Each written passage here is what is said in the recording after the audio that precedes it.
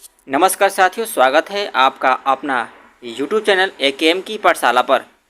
तो साथियों, आज हम लोग क्लास 10 का जो है विज्ञान का सब्जेक्ट करने वाले हैं। ठीक है, जो विज्ञान में जो अभी 2 दिसंबर, ठीक है, 2 दिसंबर जो 2023 को जो अभी फ़िलहाल ही में एग्ज़ाम हुआ है, उसी का ये टेस्ट पेपर है।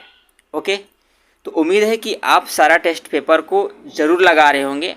हम जैसे जैसे आ रहा है सारा टेस्ट पेपर हम अपलोड करते जा रहे हैं। यदि आपको कोई और टेस्ट पेपर चाहिए, जैसे जो बीच में छूट गया हो आपके अकॉर्डिंग, तो आप मुझे कमेंट बॉक्स में ज़रूर लिखेंगे।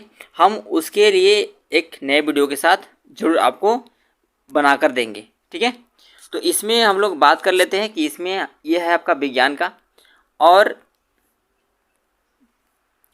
यहाँ पर आपका जो है ये क्लास 10 का है, और इसमें टोटल 75 मिनट का टाइमिंग है। और फुल मार्क्स की हम लोग बात करें तो इसमें आपका 40 मिनट का है। ओके, तो यहाँ पर आप देख पा रहे होंगे कि ये कुछ सामान्य निर्देश है जो कि आप पढ़ सकते हैं। ठीक है, पढ़ना अनिवार्य है। एक दो पढ़ ले रहे हैं, बाकी आप अच्छा से पढ़ लेंगे। ठीक है, सभी प्रश्नों के उत्तर देना अनिवार्य है। ठीक है, क्या है, सभी क्वेश्चंस का प्रश्नों का उत्तर देना अनिवार्य है। All questions are compulsory.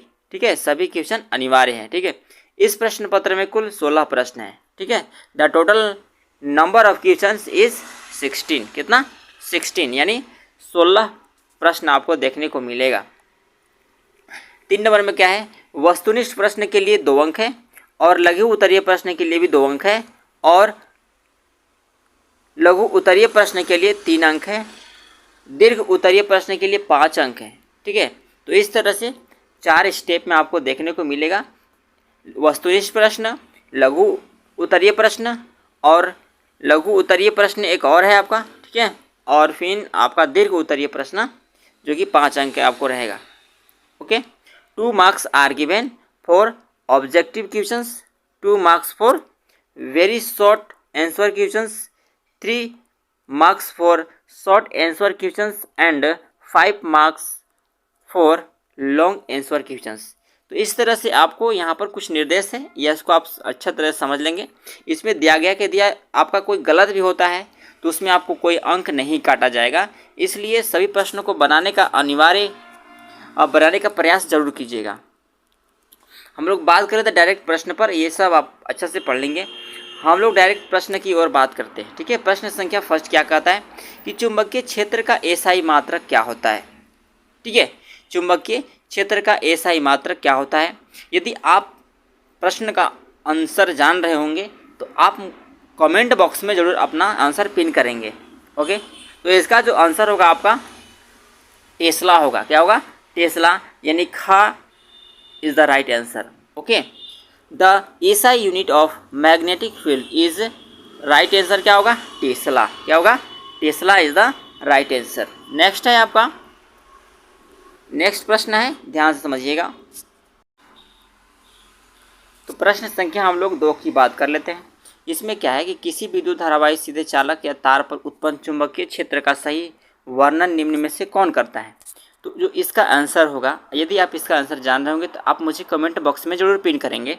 आपका जो आंसर होगा, ये चुंबकीय क्षेत्र की रेखाएं तार के लंबवत होती है। क्या होती है?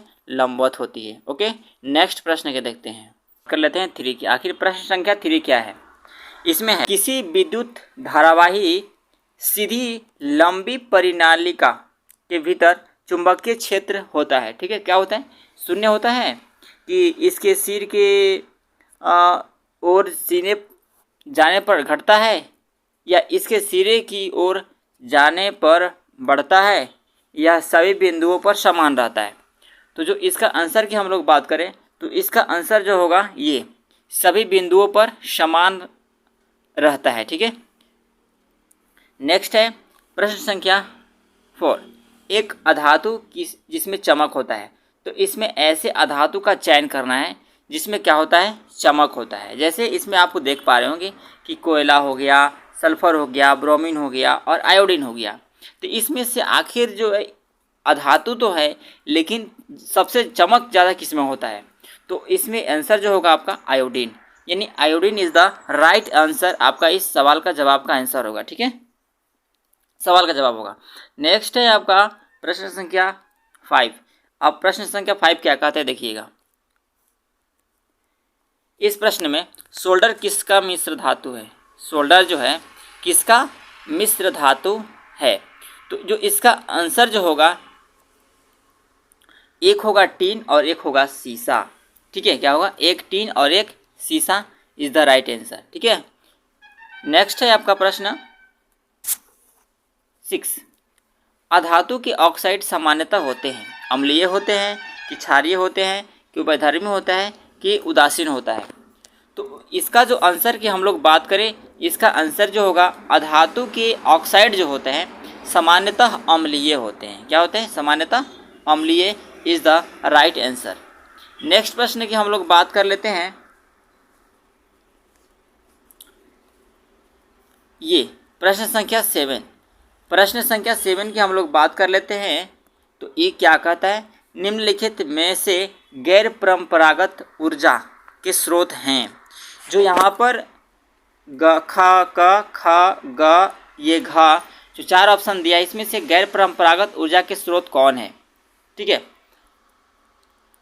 तो इसको आप जल्दी से बताएंगे। तो इसका जो आंसर होगा वो सौर ऊर्जा होगा। क्या होगा? सौर ऊर्जा गैर परंपरागत ऊर्जा के स्रोत है। ओके, नेक्स्ट है आपका प्रश्न संख्या 8। अब प्रश्न संख्या 8 क्या कहता है? ये है आपका बायोगैस का मुख्य घटक क्या है? ठीक है, मीथेन है कि इथेन है, प्रोपेन है कि उपरोक्त में से कोई नहीं है? ठीक है, तो नेक्स्ट है आपका आंसर जो इसका आंसर होगा आपका मीथेन। क्या होगा? मीथेन का is the right answer. Okay, next प्रश्न की हम लोग बात कर लेते हैं। प्रश्न संख्या 10। सौर पैनल में निम्न में से किस धातु का उपयोग होता है? सौर पैनल में निम्न में से किस धातु का उपयोग होता है? तो इसका आंसर सिलिकॉन होगा। क्या होगा? सिलिकॉन।